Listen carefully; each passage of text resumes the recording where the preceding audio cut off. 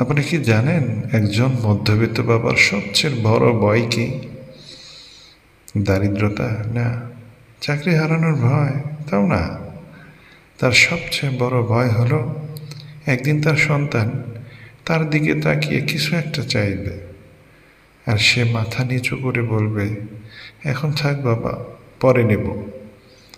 সেদিন সন্তান হয়তো একটা খেলনা বা ফোন হারায়, কিন্তু সেই মুহূর্তে একজন বাবা তার নিজের ভেতরের অহংকার আর আত্মবিশ্বাসটা চিরতরে হারিয়ে ফেলেন। মধ্যবিত্ত বাবারা অদ্ভুত এক নিয়মে বাঁচেন।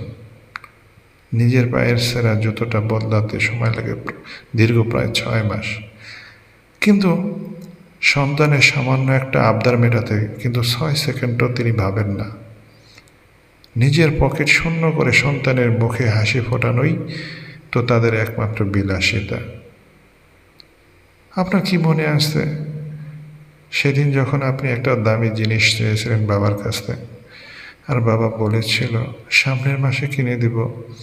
আপনি রেগে গিয়ে দরজা বন্ধ করেছিলেন।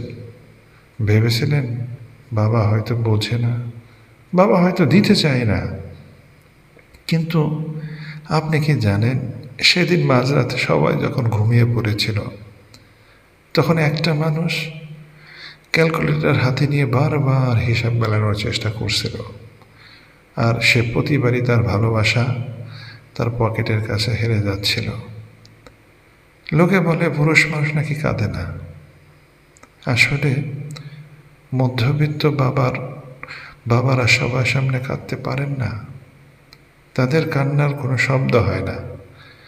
যখন পুরো বাড়ি ঘুমে নিস্তব্ধ, তখন অন্ধকার ঘরের এক কোণে চোখের জল লুকিয়ে তারা সৃষ্টিকর্তার কাছে হাত পাতেন। তাদের কান্না শুধু মাঝরাতের দেওয়ালগুলোই সাক্ষী হয়ে থাকে। একজন মধ্যবিত্ত বাবা কখনো নিজের বার্ধক্যকে ভয় পান না। তিনি ভয় পান তার সন্তানের স্বপ্নগুলো যেন তার পকেটের সামর্থ্যের চেয়ে বড় না হয়ে যায়। তিনি ভয় পান তার অক্ষমতাকে।